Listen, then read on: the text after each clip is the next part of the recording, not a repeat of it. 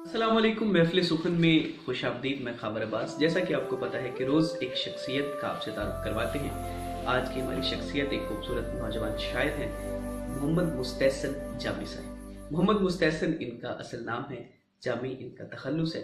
12 मई 1994 को ज़िला खुशाब के गाँव में पैदा हुए। आपने इब्तदाई तालीम ज़िला खुशाब में ही हासिल की और MA उर्दू जामिया सरगोधा से पास किया। MPhil भी जामिया सरगोधा से ही कर रहे हैं।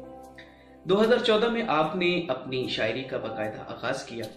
अब तक काफ़ी कलाम लिख चुके हैं। अब तक कोई मजमूआ कलाम नहीं आया, लेकिन आगे इरादा रखते हैं। आपका अंदाज सबसे जुदा और सबसे अलग है।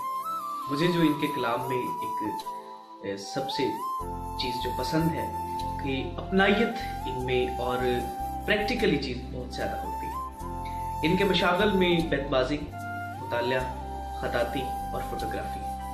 आज मैं जो इनका कलाम पढ़ने के लिए जा रहा हूँ वो मेरा पसंदीदा है, निहायत पसंदीदा है। कि जब मैंने पहली दफ़ा सुना तो ऐसे लगा जैसे सदियों पहले ये अल्फाज ये गूंज रहे थे। और मैंने जब से शायरी पढ़ना शुरू की तो ये अल्फाज मेरे कानों में गूंजते रहे। बहुत ही खूबसूरत कलाम, बहुत ही खूबसूरत कलाम, और मुझे उम्मीद है कि आप लोगों को भी बहुत ज़्यादा पसंद आया। दरियाओं को हाल सुनाकर रक्स किया, दरियाओं को हाल सुनाकर रक्स किया, सहराओं की खाक उड़ाकर रक्स किया।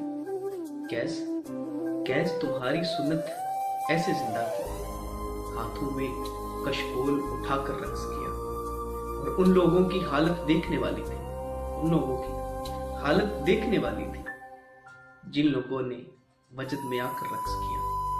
और नीली छत पर लामहदूद परिंदे थे, नीली छत पर लामहदूद परिंदे थे।